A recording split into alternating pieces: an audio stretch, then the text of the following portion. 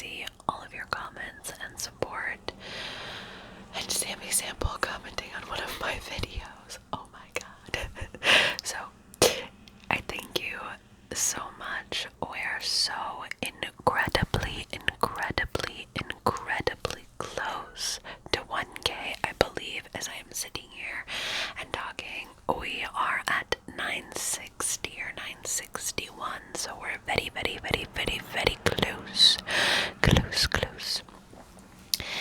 Today we are going to talk about part 2 of the Chris Benoit murder-suicide case. Now, if you have not seen part 1, I'm just gonna pop it right there for you. Definitely take a look.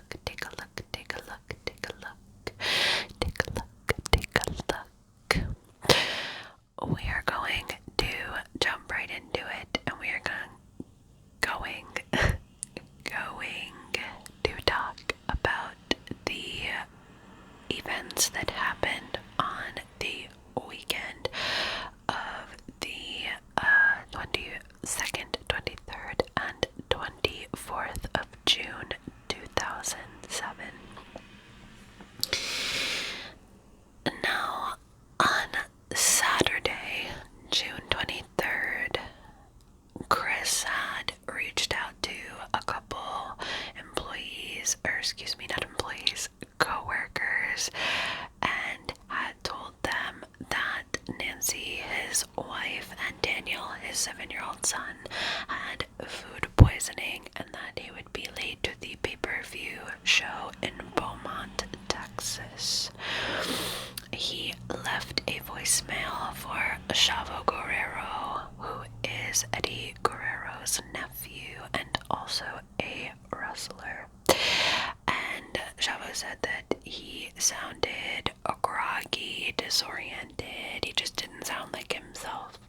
So we called him back 12 minutes later, but he did not answer. At 3:44, Benoit called him back saying that, he did not answer because he was switching flights and he just had a really stressful day due to Nancy and Daniel being so incredibly sick. He told Chris that, if he needed anything, he would be there for him, just to reach out, and that he would, be supportive for him. To which Chris had said, "I love you." And he thought that this was a little out of context and a little strange of Chris to say in such a groggy, disoriented state.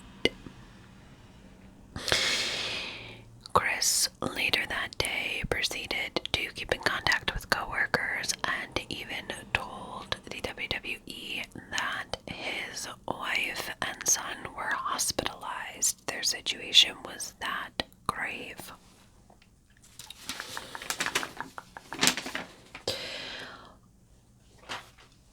Now, on Sunday, June 24th, 2007, 2 co-workers received these messages from Chris's cell phone. At 3:53 a.m., he texted, "My physical address is 130 Green Meadow Lane, Fayetteville, Georgia, 30214.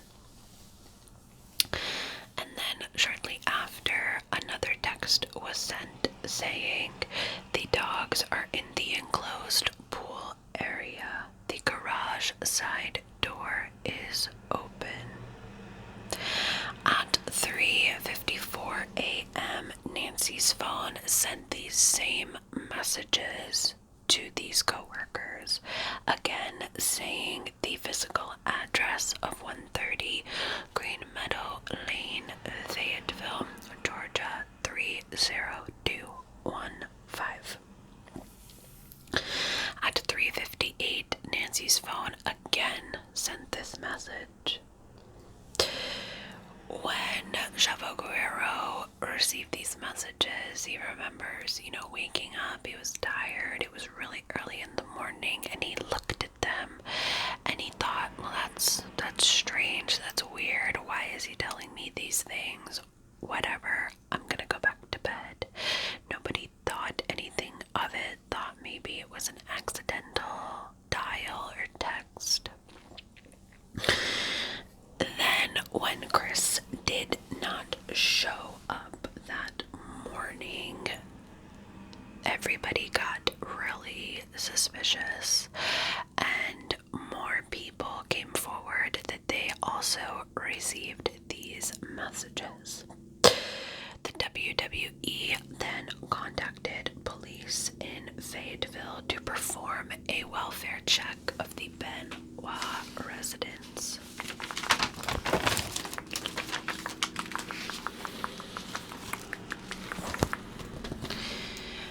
Fayetteville was known and is known as a very, quiet, laid-back, family kind of community. And when the officers in the surrounding area received this welfare check call to the Benoit residence, they immediately were very relaxed and felt that it was simply he had fallen asleep, or maybe he was drunk and being a big time, famous wrestler, maybe he just didn't even want to deal with it, didn't want to go, and was just getting out of work or something. Or perhaps maybe that things were indeed really wrong and the family was really, really sick with this stomach virus. When the police pulled up, a neighbor was already walking to the home, and they stopped her. And she told the officers that she hadn't seen the Benoit family in days.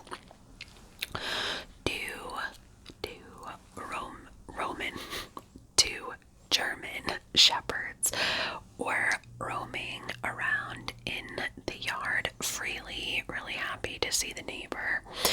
And the officers asked her if she would be so kind as to bring the dogs away so that they could perform this welfare check. And she said, oh, they're great dogs, no worries. And she hopped the fence and told the officers that she often watches the dogs for the Benoits when they are not home. The dogs were very excited to see her, jumping up and down, and they followed her back up to the home where she was going to enclose them in. She then frantically came back down to the officers, was screaming, super upset. The door of the home was open and something was not right. So they now had probable cause and were able to achieve entry into the home because the side door was open. As they entered the home, the officers immediately smelt a foul, terrible smell, and they knew that something had died in the home. They made their way to Daniel's room, where they found the young boy suffocated in his bed. The one officer wanted to perform life-saving CPR and efforts on the young boy, but he was way too far gone and in a state of decomposition, and the officer said, no, he has passed away.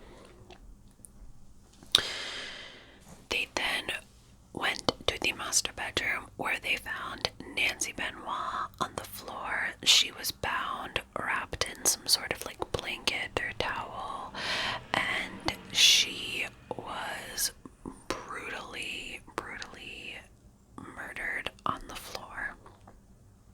Her back was broken and she was so tightly bound.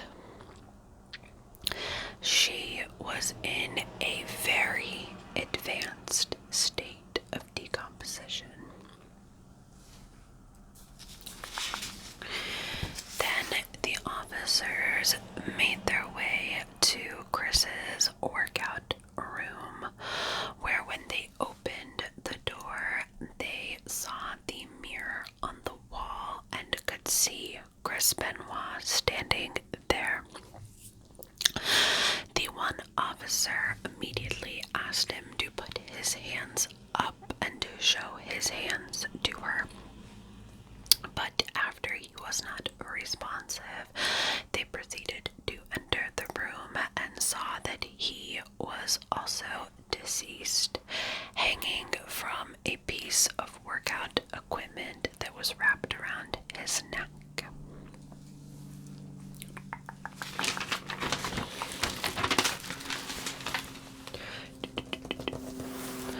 The scene was very disturbing and alarming, and the officers contacted WWE to let them know that they had found 3 bodies and they believed it to be the Benoit family that was found in the home deceased.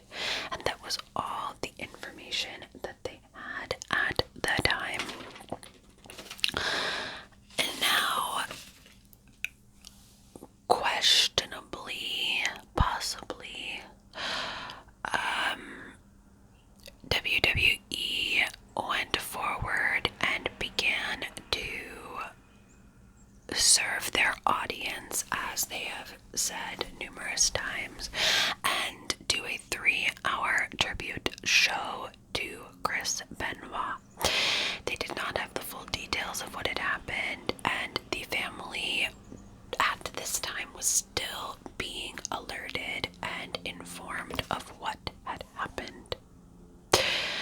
Several wrestlers were more than happy to, speak about Chris. He was so well known and influential, and when they asked Chris Jericho, he flat out said, absolutely not. He was so upset and distraught, and he did not understand what had even happened, and many people felt the same way. David Benoit was told by a police officer, because his mother could not tell him, she could not muster up the courage to tell him what happened, because again, she didn't even know how to explain what had happened. And then Nancy's sister was also eventually informed later that evening.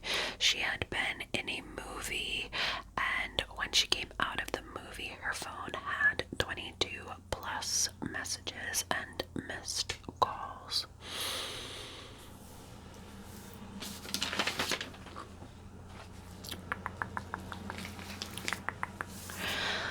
As the 3-hour Chris Benoit tribute was being done on WWE, further details began to pour, and the media became an absolute frenzy as this case was declared a murder-suicide, and everything spiraled even further out of control, and absolutely nobody, fans, family, anybody, wanted to believe that this had happened. Very quickly, the WWE again had to make another decision to do damage control, as they had, just spent 3 hours talking about Chris and his life and legacy, and now with this new information, they began to completely remove his existence, his name, everything from WWE history. They completely began to remove him, and Vince McMahon went live to say that after the tribute show there would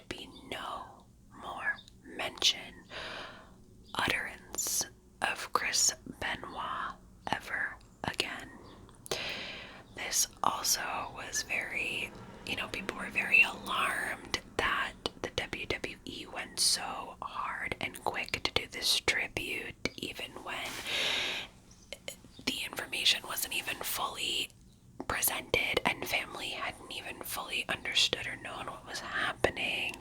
And then to even go further and say, oops, sorry, he's dead to us.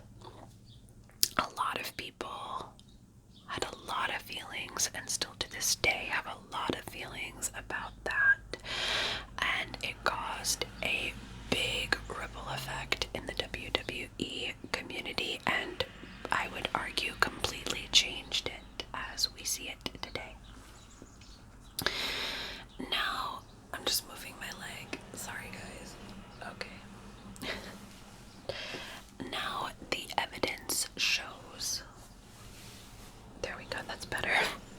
Now, the evidence shows that the Benoit family, the three of them, had a barbecue that night, and that an altercation took place between Nancy and Chris, where she was bound, she was suffocated, he had placed a knee in her back and broke her back.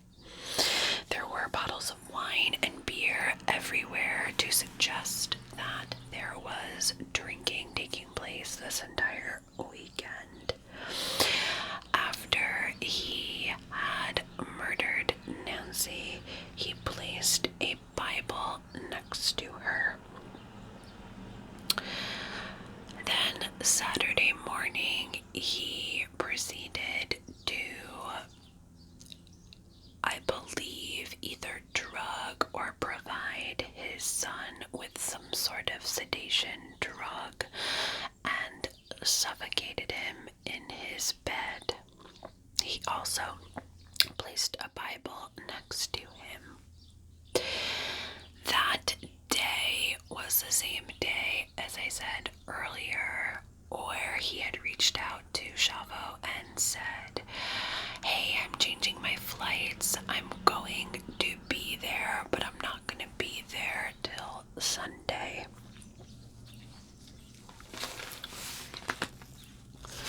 He then went to bed that night with his wife's body, who had been dead for over a day now, and his son's body in his bedroom, and he went to bed. And he woke up the next morning and made some very peculiar Google searches. Now, it's been a while since I have been in Bible study and church, and I am not religious at all whatsoever. It was not for me, but I've spent a fair amount of time in my younger years involved in that, and nothing against it, but I'm going to read some verses from Kings, and this is what Chris had researched on his computer, and it's really, really, really spooky. He researched the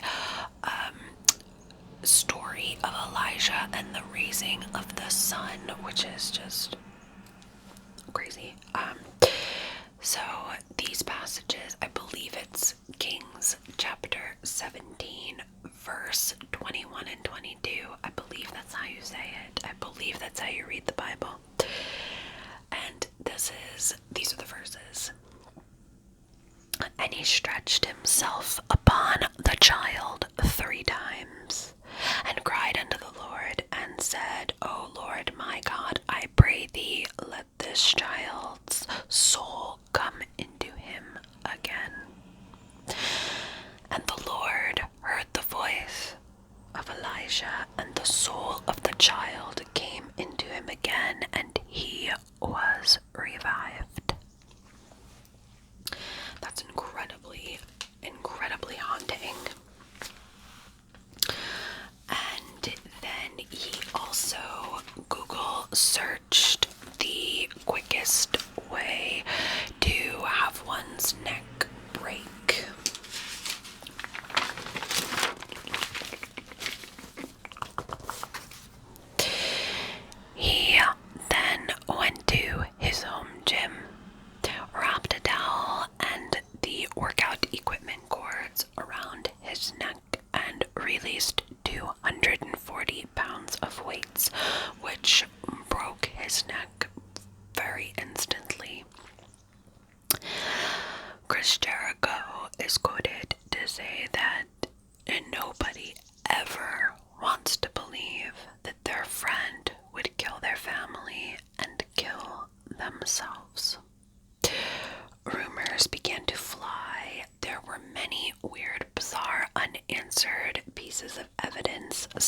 as a kitchen knife that was found under Daniel's bed. And the sheer fact that Nancy's body was in such an advanced state of decomposition and he was living with that and the smell all weekend, it is just so bizarre.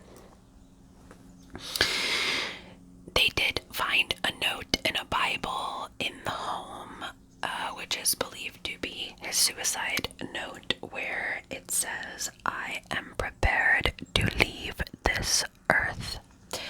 Now, the media completely erupted in a frenzy of, what had happened, what was going on here, and the first thing that they grappled to was roid rage incidents, and they discussed how the steroids and drug use are such a problematic thing in wrestling, in football, in sports, and how these drugs can absolutely alter one's personality and mental state. But Vince McMahon came on live television numerous times, numerous interviews, to say that they had rigorous drug testing and it was super strict, especially after what Eddie Guerrero had gone through with his drug addiction. And many wrestlers said that you couldn't even smoke weed. There was no way you were ever gonna pass that. But Chris was passing it, and there was evidence found through text messages that Nancy was really pissed off at Chris for this, confronting him about his drug use and how she felt that the whole rigorous testing that the WWE was doing was a load of crap, because there's no way he would have been able to surpass these tests and to go through them without loopholes. But again, the WWE was like, this is all speculation, this is not true. When his toxicology report did come out, he had incredible copious amounts of testosterone in his system, which does indicate the usage of these drugs.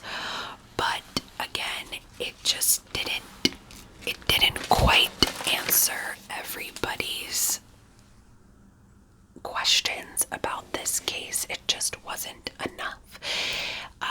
To family, to friends, to fans, it just didn't make sense to how completely brutal all of this was. And this is when Chris Nowinski reached out to Chris Benoit's father to suggest that he had suffered and sustained such incredible amounts of brain damage that he basically could not be a functioning, thoughtful person. Now, sorry, I'm moving my leg again. Now, Chris Nowinski, who was a former wrestler, had communications with Chris, who had come to him asking him about chair shots and concussions and his research with brain damage through sports communities. And Chris had told Mike Benoit, like, we should get his brain tested, we should see, what we're dealing with, like, what did this look like? Chris's brain was tested and it resembled an 85-year-old Alzheimer's patient, and it showed damage in every single part of his brain, the part that helps with speech, critical thinking. Every single part of his brain had this severe damage, and this was the result of copious amounts of concussions and chair shots. Now, they also compared his brain damage scans to the brains of other sports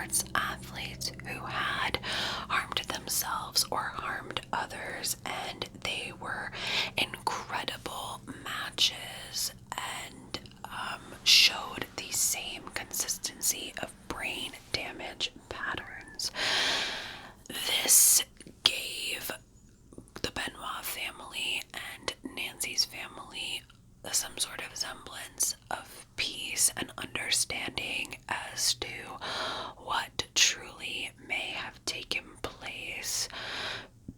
Because, again, the family does not want to believe that Chris could have knowingly done these things, knowingly harmed his family, and it gave them some sort of resolution that there was clearly so much that was out of everybody's control.